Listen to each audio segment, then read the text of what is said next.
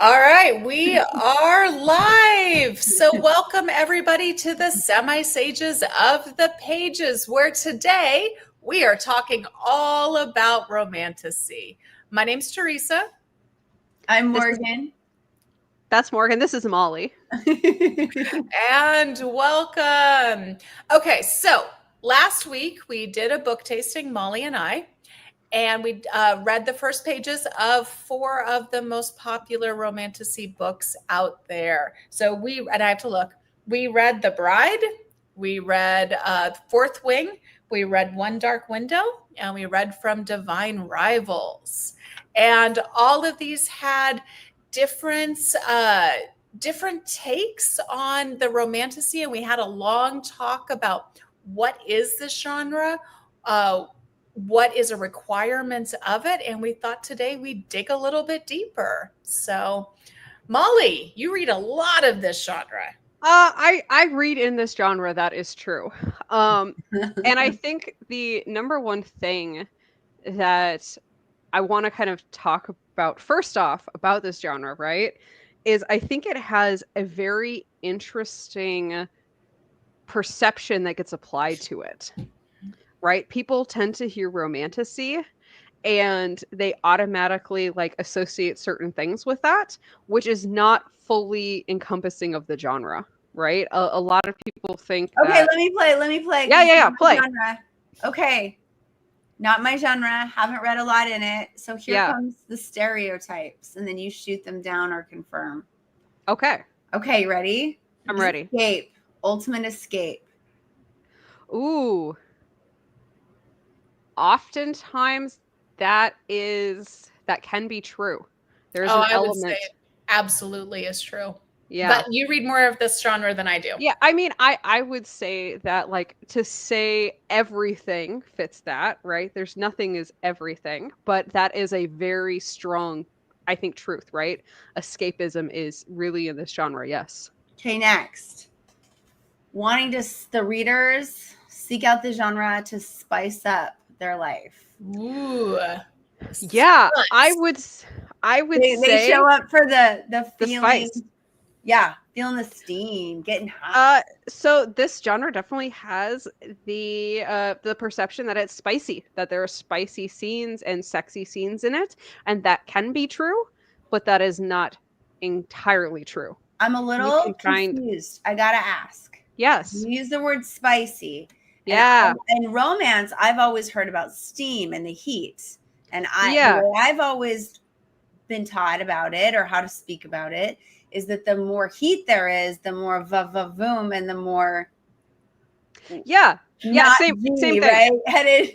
Yeah, so people will say spice now, or they'll say heat. Yeah, but you'll see if you are on Book Talk or YouTube or stuff like that, and you're looking at very quick reviews, because sometimes people will do like book recommendations, and they'll be like 5 seconds or 10 seconds, 15, like on a reel or on a TikTok or something like that. You'll often see like chili peppers on the book. So is it the same? Is it like, okay, like literally how much sex, right? Yeah. But it doesn't have to do with like actual like sassiness or anything. Hey, no. Thanks for joining. No, it is absolutely. It is the level of romantic. Yeah. Okay, because I always wondered if it was like romance plus a snarky female lead, and that's what gives you spice. Nope. Okay, because sometimes they go together. That's my next choice. They do. But the other thing too, the amount of spice or smut or heat or whatever term you're going to use goes into how much detail is going on the page. Describing. Yeah, and whether they fade to black scenes, whether they're scenes that are more euphemisms versus breaking armors. Well, I mean, versus, I was going to say, explicit detailing of anatomy and where things are going. That too. Erin's comment is perfect. She's bringing in emojis. Nice. So she's asking, is there a specificity to the number of spice emojis? So usually, oh, go ahead. Sorry. No, you're fine. Go for it. When I see reviews, usually it will be they rank them out of 5 like chili peppers. They'll have 5 as like the spiciest, and like 1 or 0 will be like very little spice. So like 1 or 0 might be like a slow burn, where maybe at the end they kiss, you know, that kind of thing. And then, yeah. Yeah. I always feel like the 5s. I remember I read a book, and the reason this book stands out to me, and it was not a Romantasy book, was that I was reading it in the car as my sons were in the back seat and we were driving and everything else. You were listening. Hopefully, you were listening to it. I would no. Or you were in the passenger seat. Yes. You weren't driving. Okay. I was not driving. No. Thank you. Good correction there. No, my husband was driving. And I remember being like, is there a plot to this book, or is this just sex scenes? And it really was like, it had the thinnest plot I've ever seen or read. But yeah, so that would be a 5, a 5-level spice. Basically, there's no plot. There can be plot, but yeah. I remember, oh God, I read this one. This was a few months ago, and I got it on my Kindle, and I remember I started reading it on a plane, and I started reading it, and I loved the beginning of this book. And the main character was like, it was snarky and it was funny, and she wasn't the chosen one, but there was like this festival at her in her village, like the chosen one was going to leave, and everyone was celebrating because the chosen one was arrogant and annoying. And so she's like celebrating that the chosen one is finally leaving by like just like eating cheese, like going around and getting cheese from different vendors and like getting drunk and eating cheese. And I'm like, this is great. I love it. I was sold in the snarky. And then like it very like, I'm reading along and I'm like, la la la la la. And then it very abruptly got like graphic sex scenes. And I'm like, I can't read this on the plane. I don't want anyone looking over my shoulder. Oh no, gotta close that. It was very abrupt turn on that one. So another 5 spicy scene. But the 5, it crept up on me. It hit you. Turned a corner. Yeah. So let's circle back to kind of what Romantasy is. So do we think smut, steam, whatever is a requirement of it, or is that been kind of I think it's a misconception. Yeah, I think it's a misconception. A lot of Romantasy has a higher heat level, has sex scenes, but it doesn't have to. And we gave an example from last week when we did our book tasting of a book that didn't have sex scenes in it. Mm-hmm. So it does not have to have that. A romance does not have to have a high heat level to be a romance. But it has to have attraction and intimacy, or it wouldn't hit the romance. Right. Yes. And the romantic part has to be a significant part of the plot as well. Yes. It can't just kind of be this little like underneath it. There has to be a significant portion of the plot.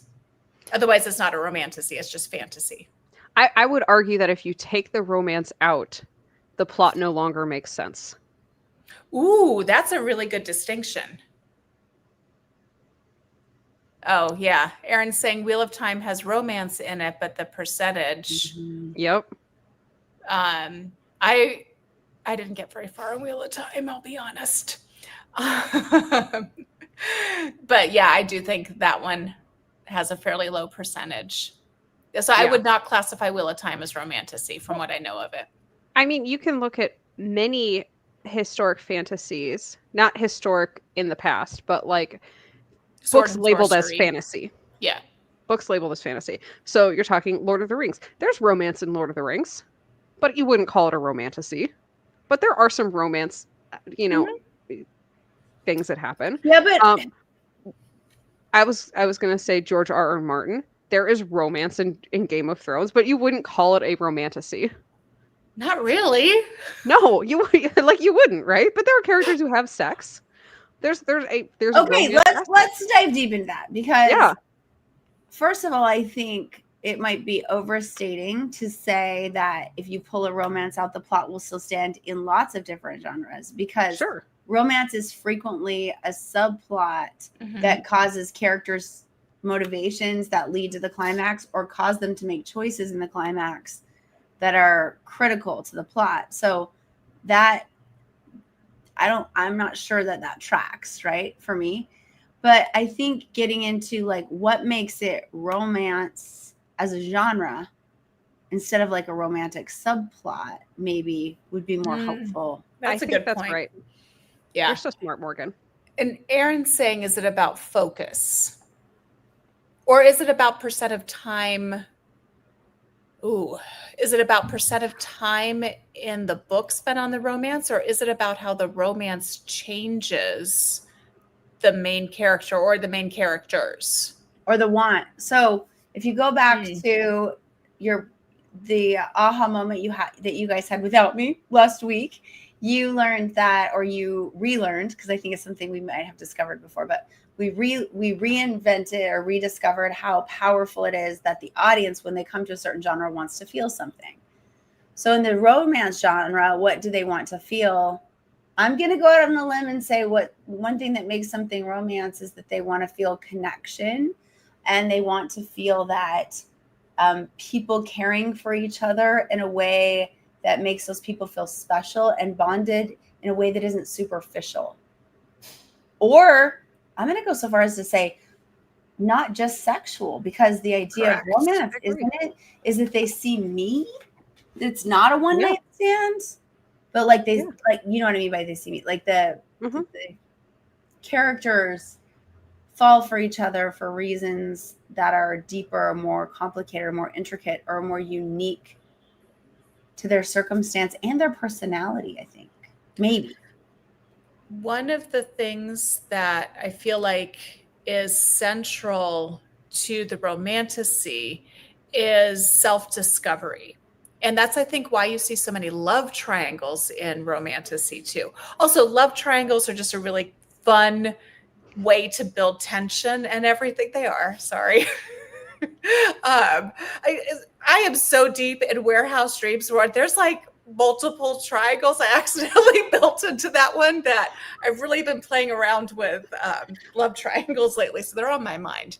But they're also about discovering who one is and making choices. And I think that goes back to a lot of the autonomy in romantasy and the self-reliance that women either have when the book starts or become as the book continues. Well, and I like the idea that in a romance, the choice to be with that person either makes you better or doesn't, or makes you overcome. So one of the predominant things I was thinking about with romance as a genre is that when you start with your protagonist in the original pages, so before the inciting incident or leading up to the inciting incident, when you have your character's desire, it links somehow to the romantic journey, whether it's to not be alone, or it's to be seen in a deeper way. Or I feel like if I'm writing sci-fi, my need might not be the same. My character's goal that they're going to overcome, or what they want, their desire that I'm either going to give them or not give them throughout the novel, I think might be something more like wisdom, or to escape their past, or something like a different essential need coming from the protagonist that's met throughout the story, or desire. I will say that a lot of romantasy is about power and power dynamic and who has the power, and women being central in power, and either taking power, claiming power, stepping into their own power, being the center and not supporting somebody else, but having other people support them. And whether that is being comfortable, there's a lot of different ways that can happen, right? In a romantasy, whether there's a lot of different angles you can take. There's no like 50 First Dates version of romantasy. Is there? I don't know. I don't. That's not my genre. Like I don't. So I don't know. There might. So be. I would say, like, you know, nobody's read every book, right? I would say that the majority of the romantasy genre is told from a female perspective, Mm-hmm. and I would argue that 50 First Dates is really told from the male's perspective. Yeah. So you're saying if it's told from a male's perspective, it can't fit the genre? No, I'm told that no, what I'm saying is that that's not often what we see in this genre right now. I love how you just keep pushing, Morgan. So I will say romantasy, I have not ever seen a romantasy book from a male main character. I've seen it switch point of view, or certain chapters with the male. So authors out there are like, ooh, that's what needs to happen next. I mean, I think there's something crucial when we talk about why does romantasy exist? Yeah. Like, why is romantasy a genre? And why are we recognizing it? Subgenre? Sure, who subgenre, knows whatever. anymore? Why do these books exist? Why do these books exist? And I think there's something really interesting about catering to this is a stereotype, right? Catering to the female reader. Yeah. And part of that catering is often told from a feminine perspective in the book. Yeah. However, I will say it would not surprise me if there is a gay fiction out there with male. That's that would be considered romantasy. Absolutely. I think so much of romantasy is about empowerment. You know, as Molly was saying, it's about power dynamics, and having a strong main character who's not a doormat. Do they have to arc out of that, or they come into the story like that? Either. Yeah. So you can have characters who don't have power find their power, and then you have other characters that have power and arc more into their power. I don't think I've often seen characters who arc out of power. I would say that would break the genre. I've seen characters who arc into sharing power. That can be part of the romance. Yeah, but that's part of the romance. But yeah, I've seen that. Yeah. And I think part of the thing is that traditionally, historically, if you look at who has power and who has power in a relationship, it isn't always the woman. And so I think it's empowering for readers sometimes that the woman has the power and that the woman's needs come first in a lot of these. And I'm being like, in a sense of it, even in many of these stories, the woman's romantic needs and sexual needs comes first. Mm-hmm. Yep. Which can be empowering for some people. Or even one of the things that I love in romantasy that's happening recently is you see characters ask for consent. It's Consent's so interesting. Big parts. Yeah, I agree with that one. I think what it's tapping into, and I talked about this a little bit last week, is the universal fantasy. So many women, and I'm just going to focus on women because this is also true of men, but I'm going to focus on women, do not feel empowered, or they do not feel as if they have control over their destinies, over their lives. And it is very empowering to see fictional characters, especially coming from a place of not feeling empowered, of like Violet in Fourth Wing being trapped in her body, being able to ride a dragon. There's a lot to be said, and there's a lot that of one's not a euphemism. Well, I mean, she does the other thing too. She rides other things, but also a dragon. Okay, I'll read the books.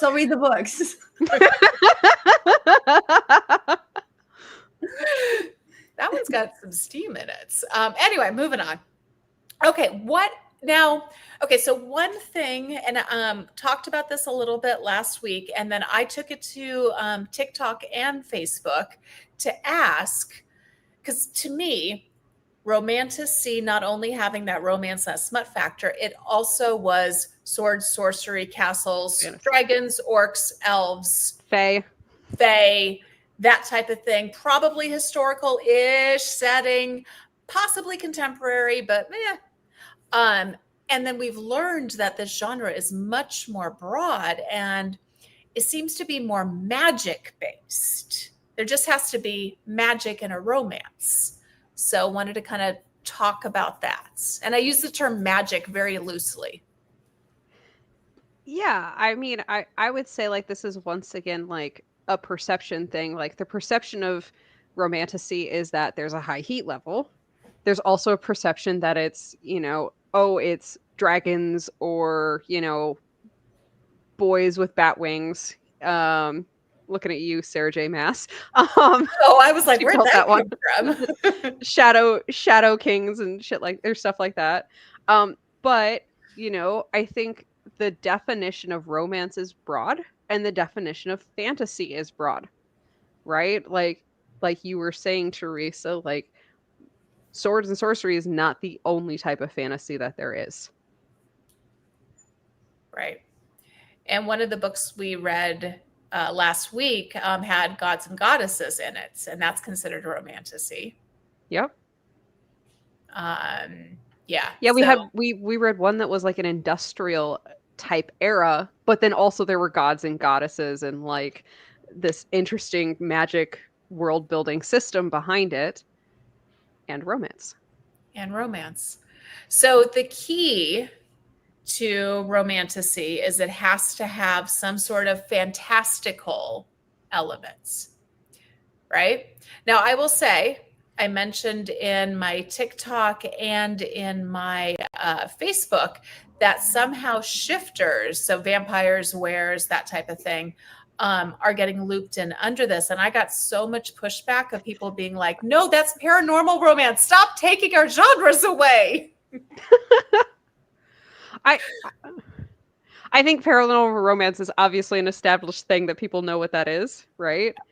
And I don't know why you couldn't also say that paranormal is a type of fantasy and therefore paranormal romance and romantasy are not exclusive, but they're certainly not what people think of when they think of romantasy. Well, and on top of that, like paranormal romance to me, actually, I feel like Vampire Shifters is more urban fantasy, but the key with that is it has to be in an urban setting. And that was one thing Patricia Briggs kind of struggled with. I went and saw her talk, and she said that, because her Mercy books are urban fantasy. In fact, we could very easily say that she's responsible for a lot of the urban fantasy popularity. Yeah. And that was one thing as Mercy kept growing and changing, and she kept pulling her out of the Tri-Cities. That she was getting backlash for was that this isn't urban fantasy anymore. Urban fantasy is urban. Yeah. Yeah, that's a tough one. We could talk, I think you and I could talk all day about Patricia Briggs and the Mercy Thompson series, but I think that might be an aside here. Yeah. And Aaron's saying urban paranormal romance is very established, whereas romantasy is new. This is a new-ish genre. I think there's always been, kind of books that maybe weren't labeled as that. I think the label is new, certainly. Mm-hmm. And the popularity is certainly new. Yeah. Oh, yeah.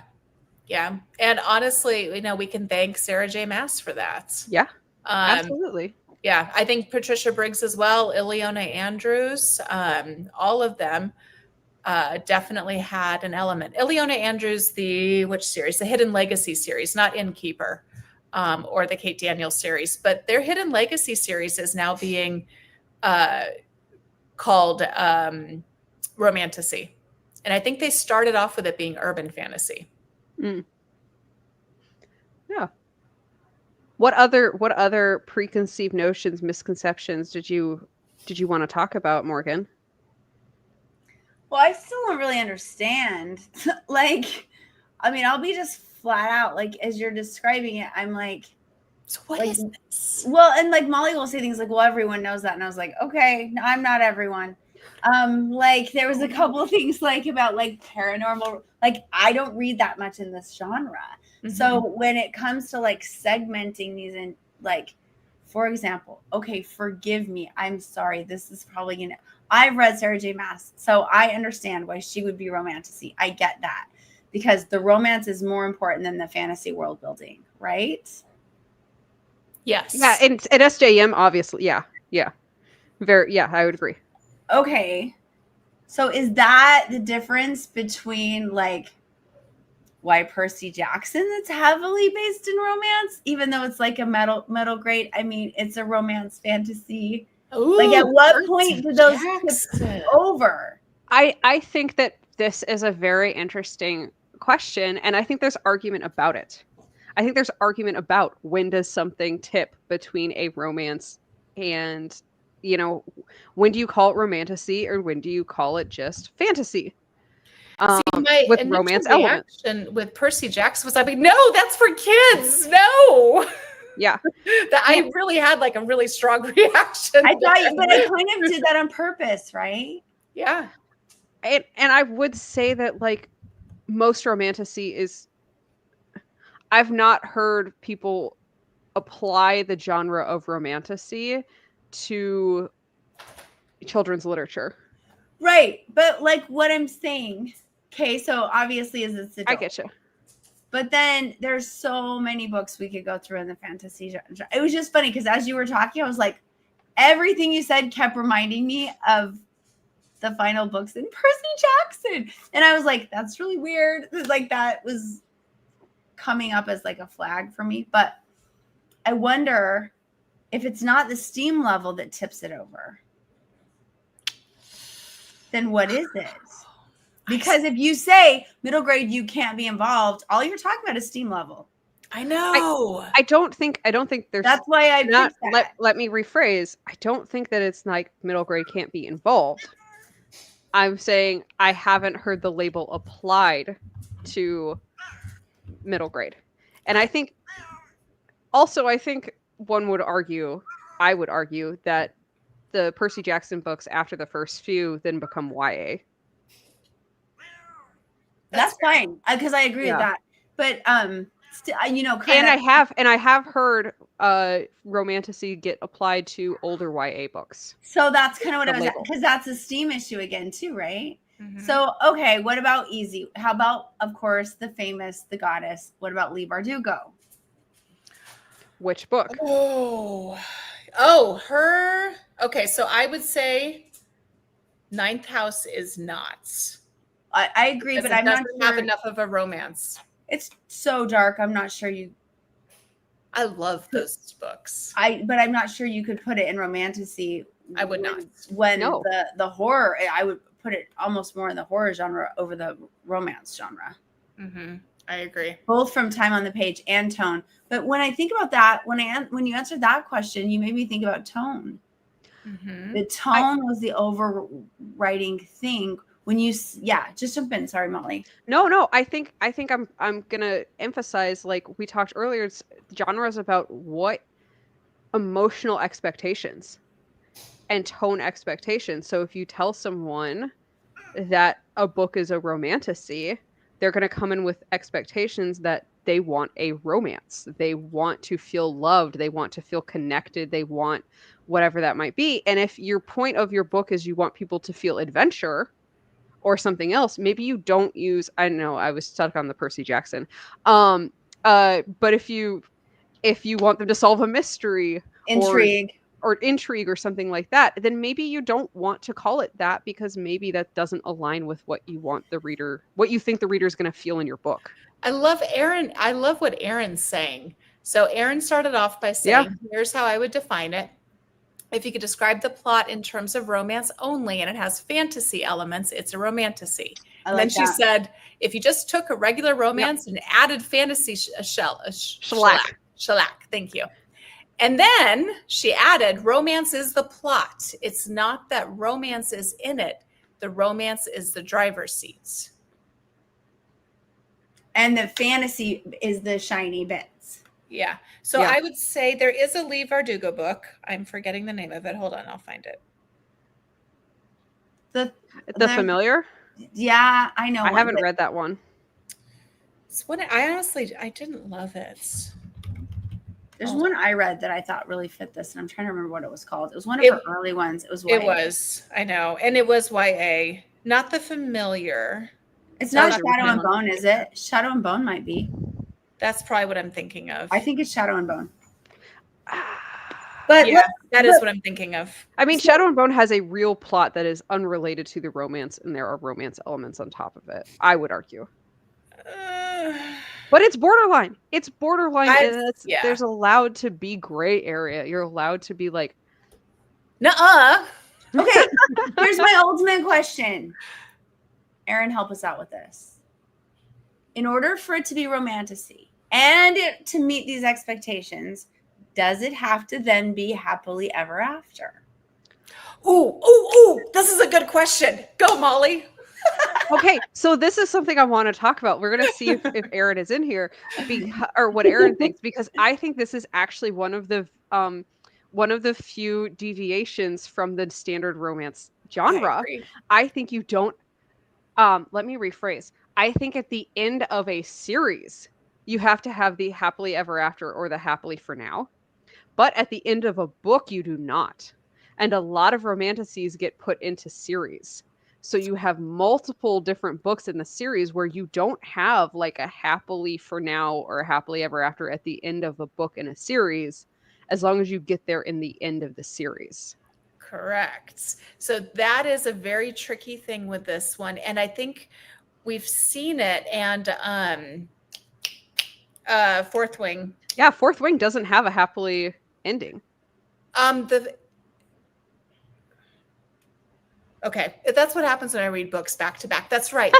They get into a fight, and that's very intentional to draw out the romance and make readers keep being like, okay, at some point they've got to get together, and I'm just going to keep turning pages until it happens, and I will buy every book in this series to make that happen. It's very intentional to have these characters get together, break up, get together, break up. Oh, look, love triangle, get together, break up. Oh, back to the original, get together, break up. Or what is really common is they're together, but they're not emotionally together. Right? Like, that's really common too. Yeah. Yeah. They're that like, oh yeah, we can make out, we can do these things, but like, oh, we're just doing this for convenience. We're not actually together. And then like as the books progress, they're like, oh crap, I've caught feelings. Yeah. There's just so much chemistry between us. I just can't help ripping your clothes off. Yeah, we can't be together. We can make out, but we can't be together. I don't trust you, but man, are you hot. Man, I trust your lips on my face. You're not selling your genre for me, guys. You're not. Oh, I guarantee we are, just not for you. I think, okay, but I think you bring up a really interesting point, is that I sometimes read romantasy. And I had it this past weekend, and I have it like sometimes there are things in a romantasy book where certain people's fantasies about their perfect relationship or what empowers them in a relationship or whatever that is, they might not align. Mine might not align with yours. Yours might not align with somebody else's. So sometimes I read some of these and I get big icks. Like I will read and I'll be like, oh no, not for me. This is not my thing. But it is other people's things, and we should attempt not to ick others' yums. But that doesn't mean you have to read it. That doesn't mean you have to enjoy it. That doesn't mean it's all the same. What's the TikTok trend right now? We listen and we don't judge. Oh yeah, That's but we big do thing on book talk. Yeah. We listen and we don't judge, especially on the dark romance stuff. Oh god, I can't. Yeah, I'm not a big dark romance. Anyways. Okay, I do have to go into this very brief side, right? So I was reading the book and I don't like it. It's not a turn on for me when the main character, the main love interest, gets jealous. Like jealousy is not like a thing that like to me, I don't like it, doesn't do it for me. But I'm sure a lot of people like that kind of thing. So in this book, this main male character got jealous a lot. Like extreme levels of jealousy, and like to the level like someone lightly hit on her in a bar and then he like killed this person. Oh. And I was like, that's too much. And then she was turned on by it and they started like making out over this dead guy's body. And I was like, not for me. No, thank you. This is not me. I'm out. But I'm sure like when we talk about power and control and fantasy and feeling like you are the center of someone's world, that might be somebody else's thing. Not mine though. Yeah. And I'm going to say hi to Nell. Hi, Nell. It's good to Hi, see you Nell. here. Welcome to this conversation. All right, let's get into it then. If we're going to go there, let's go there. Okay. There has to be times in society, though, that we say no. Sure. For example, children. There has to be there. This just listen and don't judge. I'm sorry. Yes. No, I agree. There are moral lines that I believe need still to be had. And so I think I understand the idea of tolerance and acceptance and not yucking someone's yum if it's a normal meal. But if they're going to eat poison, I'm going to tell them it's poison. Or if they're going to try to eat another human, I'm going to tell them no, because that human shouldn't die. Like, I do think that even as readers, I'm going to go there. You guys can push back, but we have a moral obligation to support certain things and be wary of others because they show up in our world sometimes. They move from the fiction into the world. We probably need to take this over to another episode. I don't read very much dark fiction. A lot of the dark romance is not romantasy. It's about domination. Yeah, I don't read dark romance. It's not for me. And look at, in just in this conversation, look, at one moment we're praising consent, which is clearly starting to talk about moral boundaries and setting a precedent in the world about things we'd like to see transfer from the book into our real world where power is equal and shared. And then we have to, if we're going to be responsible and talk anything about the romance genre, we have to honestly talk about books that kind of do the opposite and glorify that. And of course, it's up to every reader. And this is just my opinion. You have your own. I love that about this world. But I do think there are certain populations that need us to protect them. And there are certain moral standards that I feel strongly that I have and would encourage other people to have. I guess when I was talking about like not icking someone's yum, what I was really talking about is like there are certain kinks that people might have. There are certain like romance fantasies that people might have. And I think there's a difference between those and, things that are, if somebody's out here licking feet, not for me, but I'm not going to ick somebody's yum, right? That's where I'm at, right? Like there's a kink, there's a fantasy, there's that element, right? And then I think like what you're talking about is like things that are, and again, I don't read dark romance. I think dark romance is separate than romantasy, but some of those can explore some of those things, which I find often very uncomfortable personally. Like we've talked about the kidnapping thing. I find that very uncomfortable. I don't support that. Like, yeah. I would actually say, and this is going to be gray. There's going to be shifts in this. Yeah. 50 Shades of it. That romantasy is almost on the other side of the spectrum of dark romance.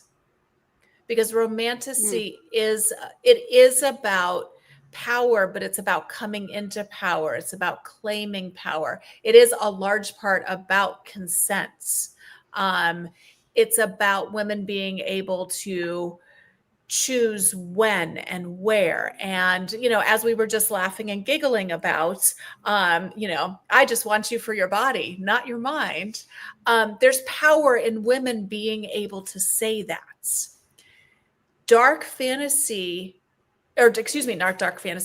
romance is almost the opposites. of women being dominated, women being. I'm going to push back. Go for it.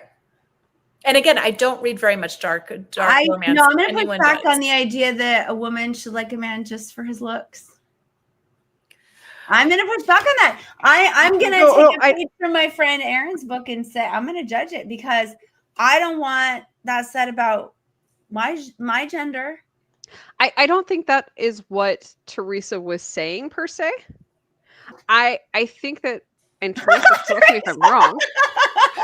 Correct me if I'm wrong. I'm sorry. There's power in that, but anyway, go for it, and then I'll explain. I was going to say, like there's power in the fact that not all romantic encounters have to be a deep connection. Yeah, and a woman can choose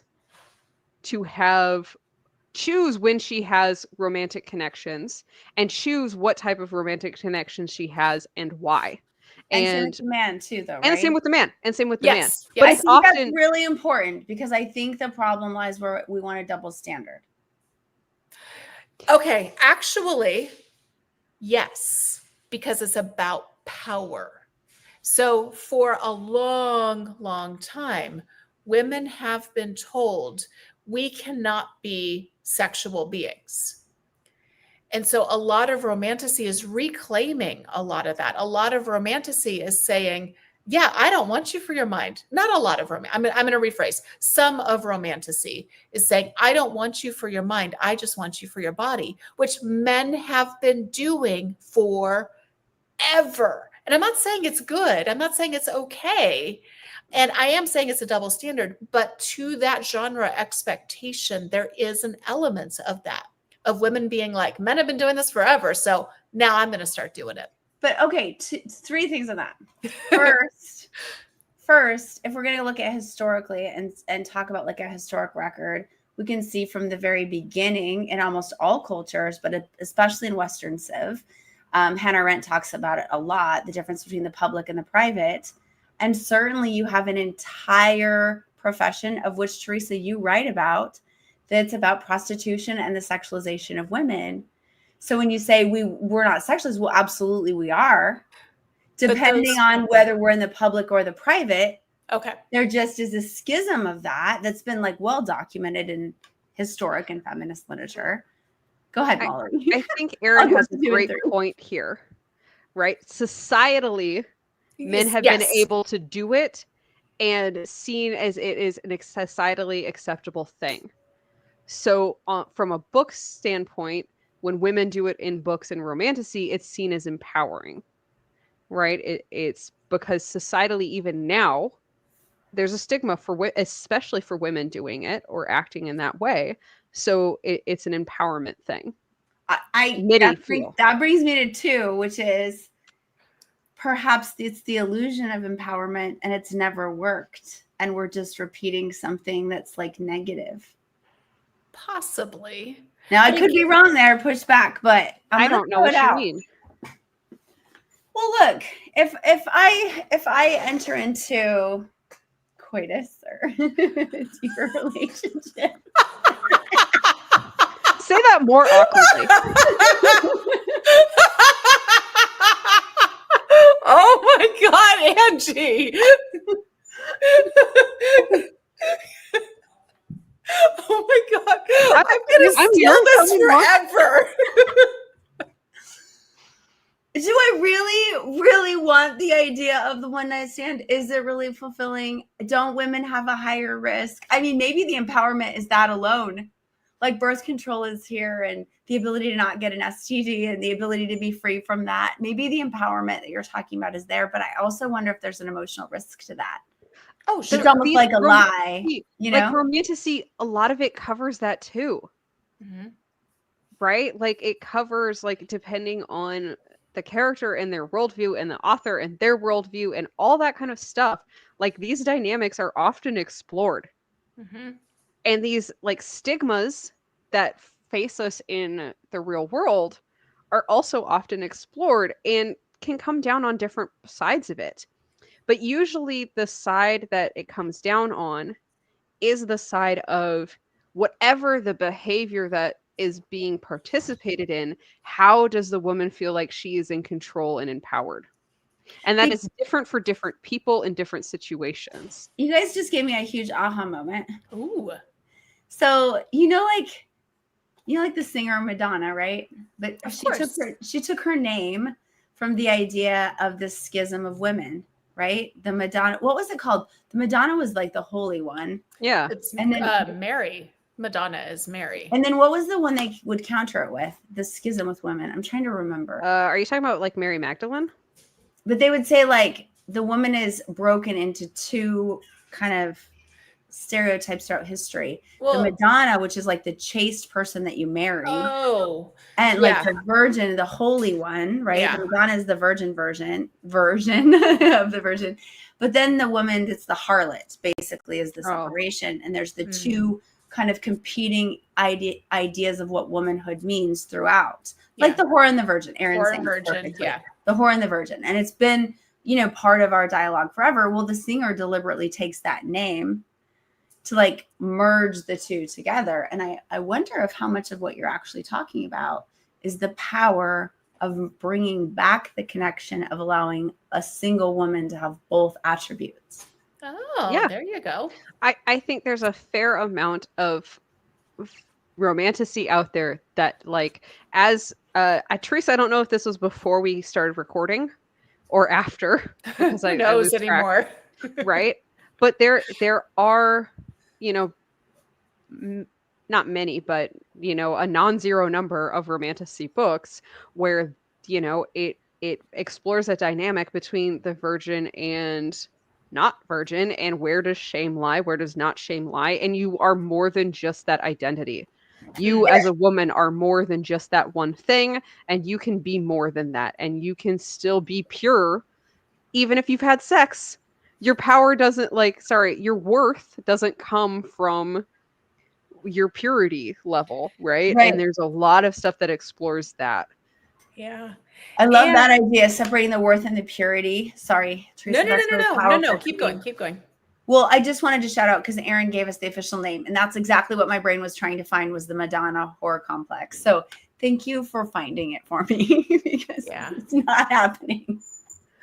Such an interesting thing on fantasies because many men have the whore and virgin fantasies in the same person. Yeah. And again, I'm hugely generalizing and everything. In fact, that we can actually claim a lot of society's expectations for women. It's powerful what we talk about because this idea that we as women are supposed to be so pure and sweet and gentle and kind, but then we're also supposed to be strong and resilient and problem solvers.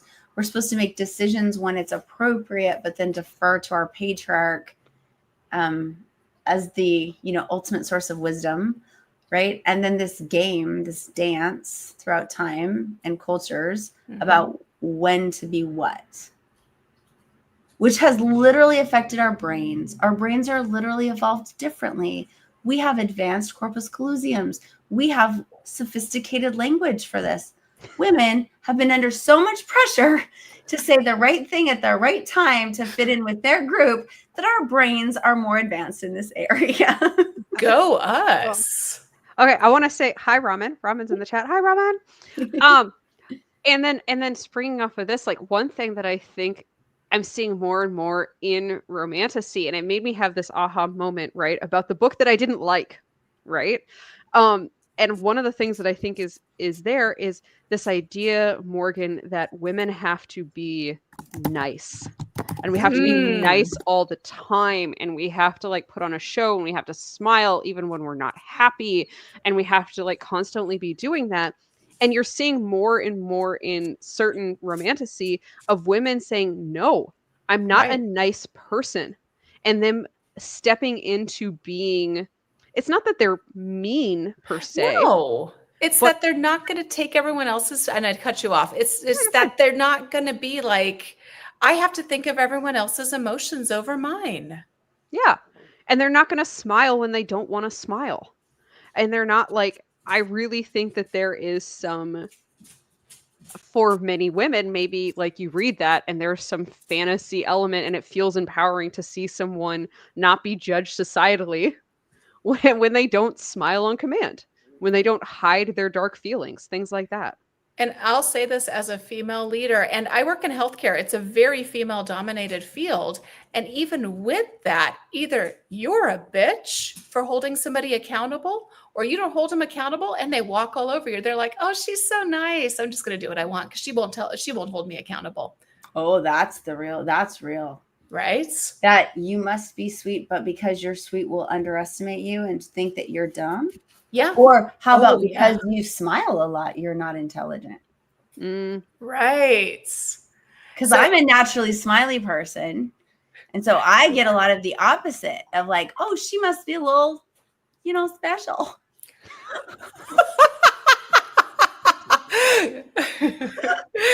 They just don't. You are one of the most joyful people I know. And so it's like you can't win, right? You can't not smile. But then if you smile too much, you must be dumb. Yeah. I think one of the reasons that I like certain romantasy, and some of it I don't, right? It's a whole genre. And when you read a genre, you're not going to love every book, right?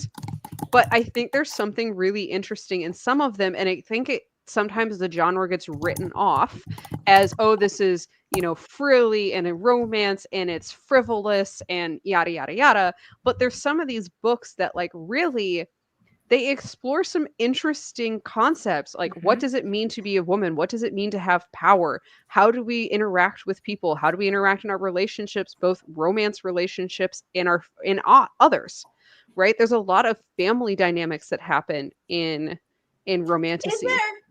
There is. What we have going for us is there authentic women. Like, look at our cast right now. Yeah, there are a lot of authentic women pushing back on each other, loving each other for difference of opinion and being like ourselves. Because I feel like if that's what's happening, then romantasy is an amazing genre that everybody should read. Yeah. The side characters and everything else that support and empower the main character. That is, I believe, one of the hallmarks of romantasy it doesn't necessarily have to be girl power. But it typically is having a supportive group of friends, having supportive family. Found family is a big part of it too. What, Aaron? I don't know what Aaron's trying to mean, but I'm trying to understand. I'm like, a male harem fantasy one. Interesting. All right. So quickly, key takeaways. Oh, I'll start with me.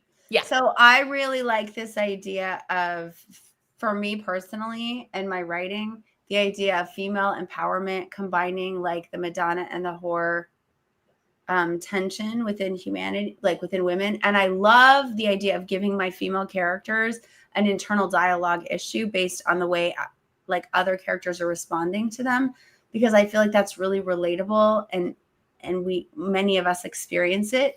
And I feel like it's something I've really never thought about putting into my characters as much as I can. And since I write cult fiction, I can always do more with that. Nice. I like it. Yeah, I think I'm still processing some of the stuff that Morgan talked about on like what responsibility do we have as writers in terms of what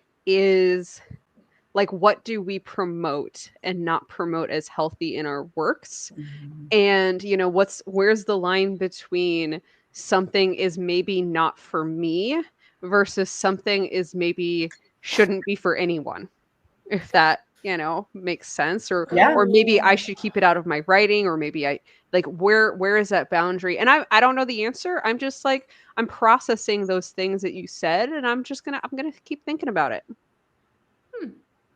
I feel like a book tasting's coming. I think they're always coming.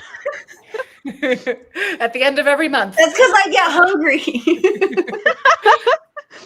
Yeah. I think it was more for me. This one was more about figuring out what the genre is And I really like that it is exploring so many, and Molly's absolutely correct. This genre is taken as being very light and fluffy, and it's not. It's exploring so many levels of women in Western cultures right now. And I think that's something, I think there's a lot to be said for that. And that's may explain why this genre is all of a sudden so popular. All right. Anything else? I just want to thank everybody in the chat. Thank you. Thanks. And if you're watching this now or later, go put in the chat or in the comments down below what your favorite romantasy is, why you like it, why, or why you hate it, or your least favorite and why you hate it. Yep. I know these ladies don't read it so much, but I feel like I just keep getting recommended and I just keep reading them more. And there's lots I don't like, but lots I have liked. There's a lot of fun things in this genre. All righty, everybody. Everybody stay safe out there. Stay informed. Stay sane. There's a lot going on in the world right now. If they wanted to support us or come and chat with us more, all right. We got to answer that thing in paranormal romance. All right. Is it go ahead. Ramen? Yeah. So I would say, does Pride and Prejudice count? I would say no. Pride and Prejudice isn't a fantasy. It is just a romance. Historical just a universal fantasy. We all want a Mr. Darcy. Fantasy in terms of our heads fantasy, not the book as a fantasy. And in terms of Mr. Darcy doesn't exist. Yes, we all want someone who insults our family while proposing to us. Wait, no. For a minute, I thought she was talking about Jane Eyre with the ghost in the attic. That's why I said paranormal. And then I was like, wait, brain glitch. But Mr. Darcy, that's his arc. That is his arc, is that he proposed very poorly and then fixed it later. I love Pride and Prejudice and Zombies as a paranormal. Thank you, Erin, for saving me. Yes. I read that and I liked it, okay? Okay, this is what you meant. We're gonna bring it back to if they want to support us, if our fans would like to support us or chat with us more, what can they do? Or get one-on-one about their book from us. Ooh, yes. They can support us on Patreon. On Patreon, yeah. And one of our tiers is 30 minutes a month with one of us, whichever one you'd like, virtually, not in our homes. Don't come to homes. I just wanted to make that super clear there. You can also combine it as well if you'd like a full hour. You can go ahead and combine it, put 2 months together, that type of thing. We also offer a monthly workshop with all of our Patreon members at that level. Just come and workshop and chat and ask questions with us and the other people about whatever it is you're working on. And then at our lowest tier, you also get to submit for first page critiques and line by line edits. So lots of fun ways to support. Or you can just come and hang out on our Discord where we discuss, we talk about stuff all of the time. We have a wonderful supportive community. People trade critiques on there. No, don't tell them to come. They might get on and beat me at the race to rejection this year, and I'm going to try. Oh, we need to update for last year. I'll put a pin in it. Don't come if you are going to be all positive and wonderful and fit right in and win the race to rejection. Don't come if you're awesome. Wait, no. Okay. You might outshine us. Sarcasm. The race to rejection is a discussion that we are about to have once we stop talking here and when we're live. All righty, everybody. I think it's time to call it. So everybody have a wonderful night. Thank you for joining us. All right. Take care, everybody. Bye. Stay sexy. Ooh.